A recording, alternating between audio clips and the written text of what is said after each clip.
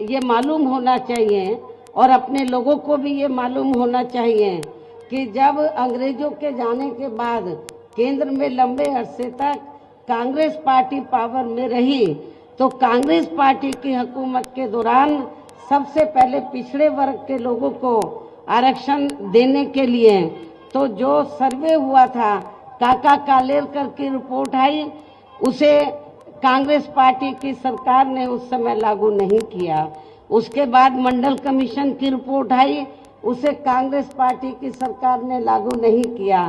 तो जो कांग्रेस पार्टी अति पिछड़े वर्गों की मंडल कमीशन की रिपोर्ट को जिसने लागू नहीं किया, काका कालेलकर की रिपोर्ट को लागू नहीं किया,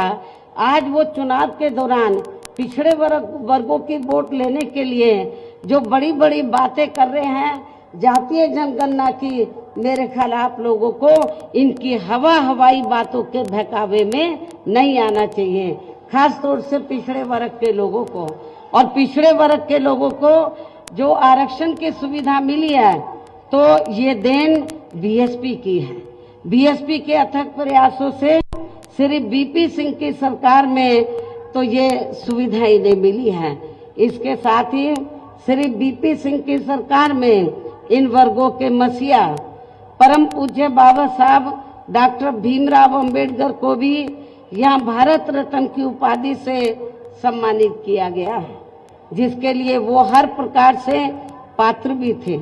यानी कि कांग्रेस पार्टी ने लंबे अरसे तक पावर में रहकर बाबा साहब को भारत रत्न की उपाधि देना उचित नहीं समझा। तो ये बीपी सिंह की सरकार में बीएसपी के अथक प्रयासों से बाबा साहब डॉक्टर अंबेडकर को इस उपाधि से सम्मानित किया गया, जो बहुत पहले ही इनको ये सम्मान मिल जाना चाहिए था, जिसके लिए विशेषकर इतना जो डिले हुआ, तो जिसके लिए विशेषकर कांग्रेस पार्टी प्रमुख तौर से जिम्मेवार व कसूरवार भी है। इससे इन वर्गों के प्रति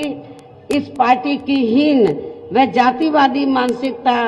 साफ झलकती है, जिसने फिर इनके कार्यों को आगे बढ़ाने वाले व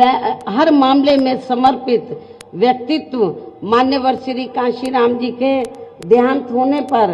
केंद्र में रही इसी कांग्रेस पार्टी की सरकार के चलते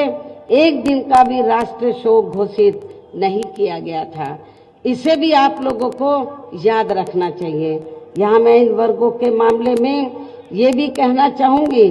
केंद्र द्वारा देश की लोकसभा व राज्य विधानसभाओं में महिलाओं को जो 33% आरक्षण देने की व्यवस्था की गई है, तो उसमें एससी, एसटी व ओबीसी वर्गों की महिलाओं को अलग से कुछ भी आरक्षण नहीं दिया गया है। इतना ही नहीं, बल्कि इन वर्गों के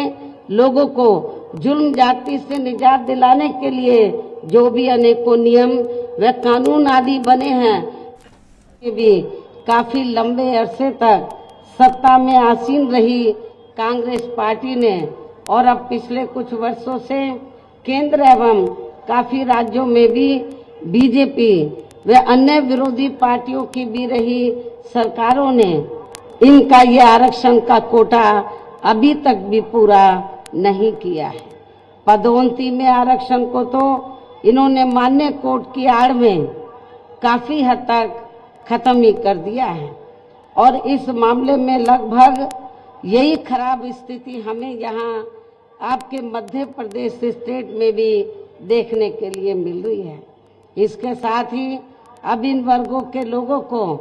प्राइवेट सेक्टर में आरक्षण दिए जाने की व्यवस्था किए बिना ही केंद्र व राज्यों में भी ज़्यादातर सरकारी कार्य यहाँ प्राइवेट सेक्टर के जरिए देश के अधिकांश बड़े बड़े पूंजीपतियों व धन्ना सेठों को ही दिए जा रहे हैं, जिसके कारण अब पूरे देश में इन वर्गों के लोगों को आरक्षण का बहुत कम ही लाभ मिल पा रहा है, और इससे अब पूरे देश में दलितों व आदिवासियों के साथ साथ अन्य पिछड़े वर्गों को भी काफ़ी ज़्यादा नुकसान हो रहा है। जबकि अन्य पिछड़े वर्गों के लोगों को ये भी मालूम होना चाहिए कि इन्हें मंडल कमीशन की रिपोर्ट के तहत आरक्षण की ये सुविधा केंद्र में कांग्रेस पार्टी की रही सरकार में नहीं मिली है, बल्कि बीएसपी के कड़े संघर्ष एवं अथक प्रयासों से ही केंद्र में रही श्री बीपी सिंह की सरकार में इन्हें ये सुविधा मिली है, जिसका अब यहाँ जातिवादी विरोधी पार्टियों की सरकारें इन्हें पूरा लाभ नहीं दे पा रही हैं। और यहाँ मैं आप लोगों को ये भी बता देना चाहती हूँ, अब चुनाव के दौरान खास तौर से कांग्रेस पार्टी के बड़े नेता ये कहते हैं कि अति पिछड़े वर्ग को पूरा लाभ दिलाने के लिए जातीय जनगणना होनी चाहिए, जातीय जनगणना, लेकिन शायद